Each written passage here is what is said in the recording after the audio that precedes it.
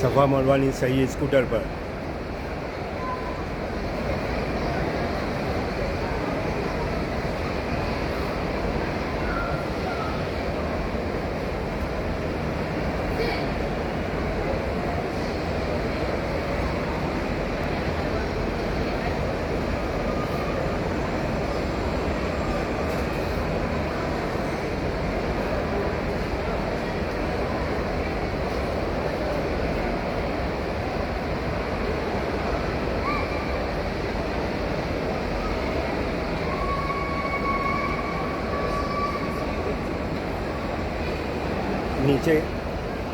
نیچے اس شہر میں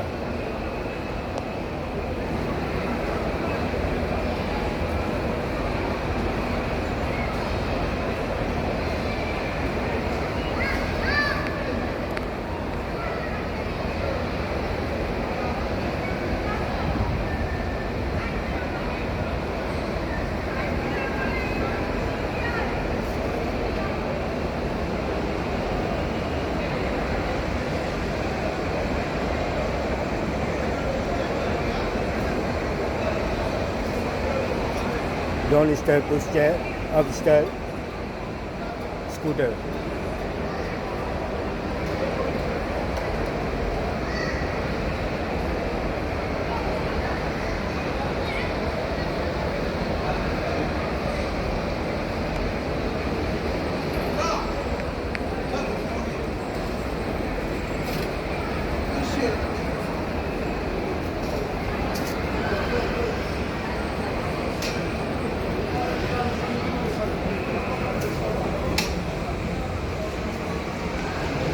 اسکوٹر اسٹینڈ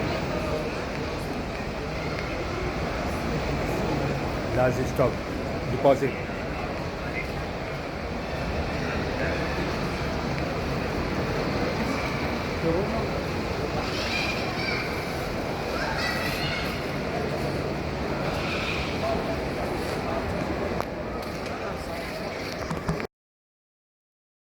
یہ جو ویڈیو آپ نے دیکھی ہے اسی سے متعلق سوال ہے. سوال یہ ہے کہ یہ اصل صحیح ہو رہی ہے. لوگ آج کل گاڑیاں چلتی ہیں اس طرح کی مکہ المکرمہ کے اندر، تو جو لوگ صحیح کرتے ہیں وہ اس طرح کی گاڑیوں کو استعمال کرتے ہیں. تو سوال یہ ہے کہ کیا صحیح کے لیے اس طرح کی گاڑیوں کو استعمال کیا جا سکتا ہے صحیح کرنے کے لیے، یا طواف کرنے کے لیے اس طرح کی گاڑیوں کو کیا استعمال کیا جا سکتا ہے؟ تو جواب میرا ہے کہ ہمارے نزدیک یعنی احناف کے نزدیک اگر کسی آدمی کو کوئی عذر نہیں ہے، کوئی آدمی بیمار نہیں ہے، اسے کوئی عذر نہیں ہے، وہ پیدل صحیح کر سکتا ہے، تو اس کے لیے واجب اور ضروری ہے کہ وہ پیدل صحیح کرے.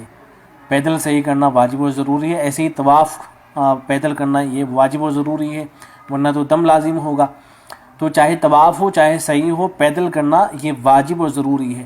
ہاں اگر کسی آدمی کو کوئی عذر ہے، چل نہیں سکتا ہے یا بیمار ہے، تب الگ مسئلہ ہے، ورنہ تو واجب ہے کہ آدمی پیدل صحیح کرے.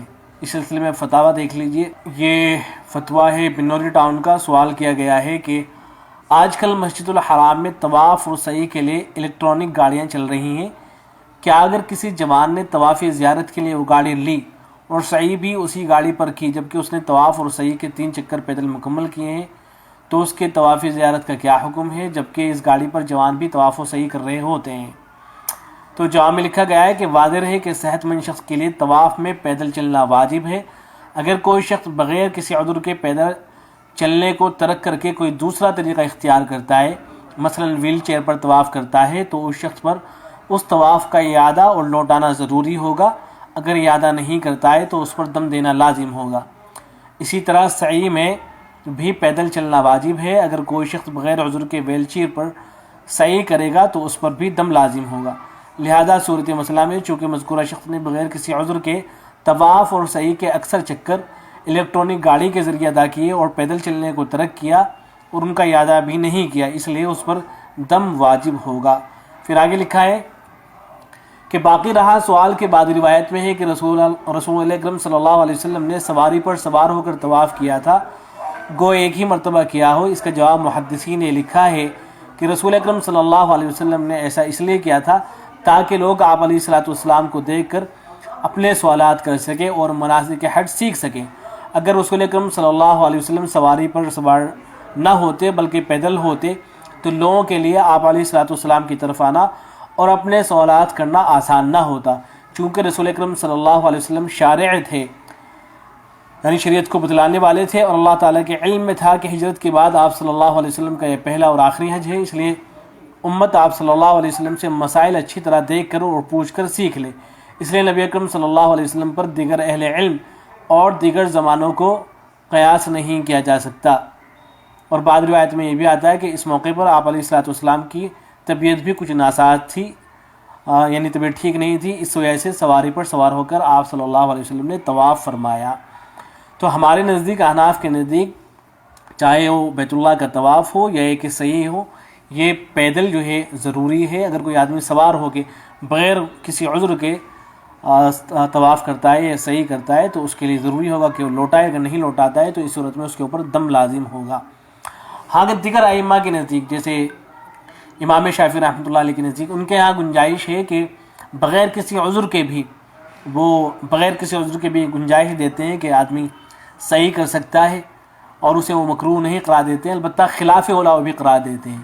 تو یہ جو آپ ویڈیوز میں بہت سارے حضرات کو دیکھ رہے ہیں کہ بغیر کسی عذر کے بھی وہ گاڑی سے صحیح کر رہے ہیں، بہت سے حضرات کو آپ دیکھ رہے ہیں، تو یہ بہت ممکن ہے کہ حضرت امام شافعی رحمۃ اللہ علیہ کے متبعین میں سے ہوں۔